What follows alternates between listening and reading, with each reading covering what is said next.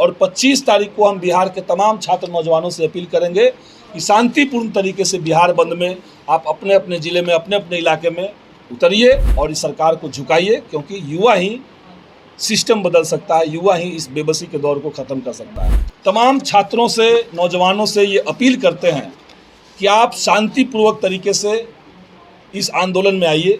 सरकार को हिंसा करके नहीं डरा सकते हैं, सरकार को अहिंसा के माध्यम से और अपनी संख्या के माध्यम से, और बिहार के अंदर जितने सारे सवाल छात्रों के लंबित पड़े हुए हैं उसका समाधान निकले। ये आंदोलन तब तक हम लोग जारी रखेंगे। 23 और 24 को 2 दिन तक पूरे बिहार के अंदर आइसा रवाइए और तमाम आम छात्र, ये केवल कोई संगठन का आंदोलन नहीं है। छात्रों के समर्थन में विरोध प्रदर्शन रुकने का नाम नहीं ले रहा है। कल पटना में भारी बवाल हुआ, छात्रों का प्रदर्शन हुआ, पुलिस से झड़प हुई, लाठीचार्ज हुआ, रोड़े चलाए गए और उसके बाद वाटर कैनन का इस्तेमाल किया गया, आंसू गैस के गोले छोड़े गए। तमाम तस्वीर देखने को मिली पटना में। और उसके बाद अभी भी हंगामा थमने का नाम नहीं ले रहा है। ऐलान कर दिया गया है महागठबंधन नेता की तरफ से कि 25 तारीख को बिहार बंद रहेगा। नमस्कार, दर्श न्यूज देख रहे हैं आप, मैं हूं अनुराग। कल पटना में एक भारी बवाल हुआ। पटना के बाद आज बिहार के कई शहरों में भी बवाल देखने को मिला। बेगूसराय हो या फिर कटिहार हो, जहानाबाद हो, इन तमाम शहरों से खबरें आई। छात्रों ने प्रदर्शन किया और जहानाबाद में उग्र प्रदर्शन किया गया, बेगूसराय में भी उग्र प्रदर्शन देखने को मिला। तो ऐसे में कई शहरों में उग्र प्रदर्शन देखने को मिला। पटना में कल बवाल हुआ था, पटना में भी उग्र प्रदर्शन हुआ और नेताओं ने, सत्ता पक्ष ने कहा कि उग्र छात्रों के बीच में उपद्रवी तत्व घुस गए थे और उन्होंने बवाल किया। पुलिस ने तस्वीरें भी जारी की हैं। पुलिस ने अब जो है इस मामले में कार्रवाई भी शुरू कर दी है और सदन के अंदर डिप्टी सीएम विजय चौधरी ने कहा कि इस मामले में सख्त से सख्त कार्रवाई की जाएगी। दरअसल कई विधायकों ने शिकायत भी किया सदन के अंदर कि उनके ऊपर हमले किए गए। तो ऐसे में मामला काफी बिगड़ गया है और इस बीच अब विपक्ष जो महागठबंधन के सहयोगी दल है सीपीआई-एमएल ने ऐलान कर दिया है कि छात्रों के समर्थन में 25 जुलाई को बिहार बंद किया जाएगा। सीपीआई-एमएल के जो विधायक हैं संदीप सौरभ, उन्होंने ऐलान किया है। आपको बताएं कि जो सीपीआई-एमएल का स्टूडेंट विंग है वो भी बंद में शामिल था। कल जिस तरह से छात्रों का आंदोलन हुआ था उसमें शामिल था और अब जो है सीपीआई-एमएल ने बिहार बंद का ऐलान कर दिया है। सुनिए क्या कह रहे हैं संदीप सौरभ। साफ बात है कि दिल्ली में जो बर्बर दमन हम लोगों ने देखा, आप सब लोगों ने भी मोबाइल में देखा होगा, उससे लोग बहुत दुखी थे, आक्रोशित थे, लोग नाराज थे सरकार से।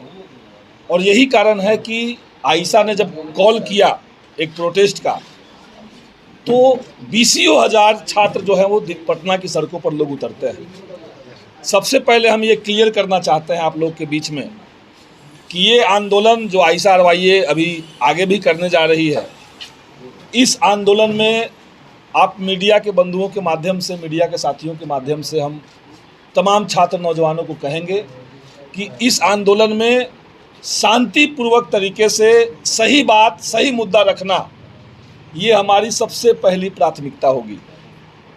किसी तरह का हिंसात्मक गतिविधि कोई आंदोलनकारी करे तो आप समझिए कि वो आंदोलन के पक्ष में नहीं है, बल्कि वो सरकार के पक्ष में हो जाएगा, जहाँ से सरकार को उसको मौका मिलता है। दिल्ली में भी आंदोलन की यही ताकत है और पटना में भी किसी तरह के हिंसा का, वो चाहे सरकार की तरफ से हो या भीड़ के बीच में कुछ ऐसे लोग घुस जाएं जो हिंसा को उकसावा दे, इसकी हम लोग निंदा करते हैं। कुछ मीडिया के साथियों के साथ हमने देखा कि उसके वीडियो सामने आए हुए हैं, मीडिया के साथियों के साथ हैकलिंग किया गया है, स्लोगनिंग किया गया है, मारपीट की स्थिति बनाई गई है, उसकी भी हम लोग निंदा करते हैं। वो नहीं होना चाहिए।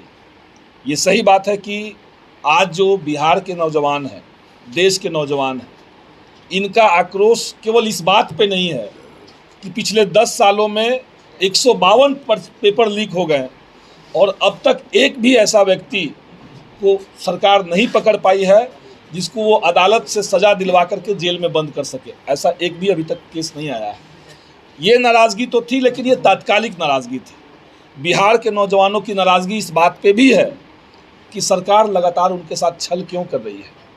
मसलन अभी विश्वविद्यालयों के अंदर जो अभी धनंजय कह रहे थे, फी हाइक कर दिया गया।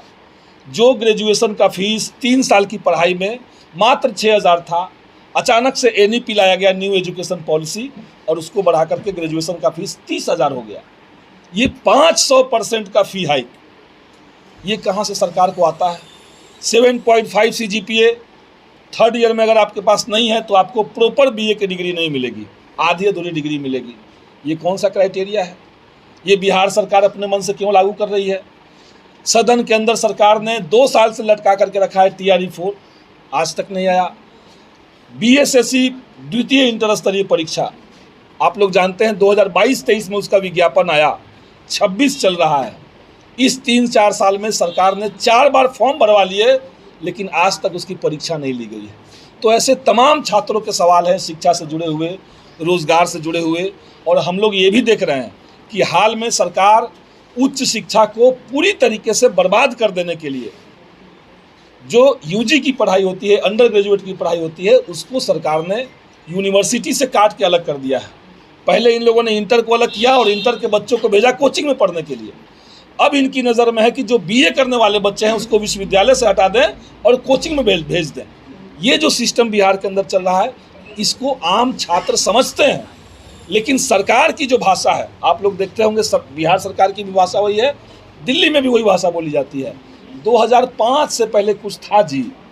अब जो बच्चे आंदोलन में आए थे, जो बच्चे इसमें घायल हैं, ये तमाम बच्चों का जन्म जो है ये 2005 के बाद हुआ है। ये 20-21 साल से ज़्यादा के कोई नहीं इसमें। इन बच्चों को आप कब तक ये बात सुनाइएगा कि 2005 से पहले कुछ था कि नहीं था? 20 साल से आप सरकार में हैं, यहाँ पर रोजगार आपसे हो नहीं रही है, शिक्षा व्यवस्था चौपट किया हुआ है आपने। तो ये ओवरऑल आक्रोश जो था, ये आक्रोश कहीं ना कहीं भाजपा के झंडे देख करके लोगों में भड़कता था। हम उसको गलत मानते हैं, लेकिन ये हुआ, कुछ मीडिया के साथियों के साथ हुआ, उसके लिए भी हम लोग खेद प्रकट करते हैं। और आने वाले जो भी आंदोलन होंगे, हम लोग तमाम छात्रों से, नौजवानों से ये अपील करते हैं कि आप शांतिपूर्वक तरीके से इस आंदोलन में आइए।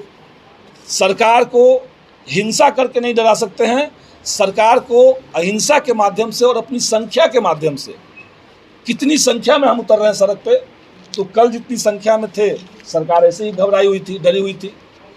तो इसलिए अहिंसक तरीके से मुद्दों को लेकर के, और मुद्दा हमारा ठोस है। आज प्रधानमंत्री ने ट्वीट किया है, कई सारे मीडिया के साथी पूछ रहे थे कि सरकार तो मान गई। प्रधानमंत्री ने 2 बातें केवल कही।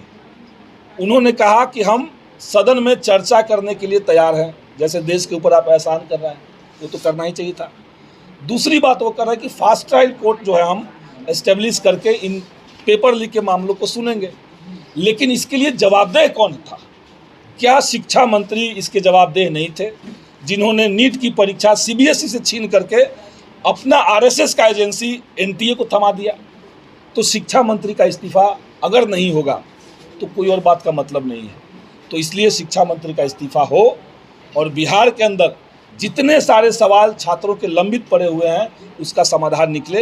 ये आंदोलन तब तक हम लोग जारी रखेंगे। और जैसा कि धनंजय ने कहा, 23 और 24 को 2 दिन तक पूरे बिहार के अंदर आहिस्ता रवाई और तमाम आम छात्र, ये केवल कोई संगठन का आंदोलन नहीं है, आम छात्र की भागीदारी से ये आंदोलन होगा।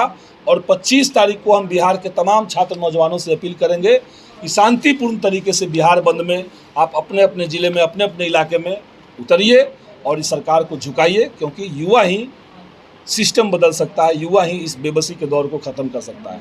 तो सुना आपने कि संदीप सौरभ बता रहे हैं कि किस तरह से छात्रों पर जो है सरकार ने दमनात्मक कार्रवाई की है। छात्र इंसाफ मांग रहे हैं। नीट पेपर लीक हुआ तो उसमें दोषियों पर कार्रवाई की बात कह रहे हैं, शिक्षा मंत्री को हटाने की बात कह रहे हैं, और सरकार जो है, पुलिस जो है वो लाठी चला रही है। तो ऐसे में छात्रों के समर्थन में बंद का ऐलान कर दिया गया है। तो 25 तारीख को बिहार बंद रहेगा और एक बार फिर से छात्रों के समर्थन में हंगामा देखने को मिलेगा। बने रहिए दर्श न्यूज के साथ, तमाम खबरों से आपको अपडेट रखेंगे। फिलहाल के लिए इतना ही, धन्यवाद।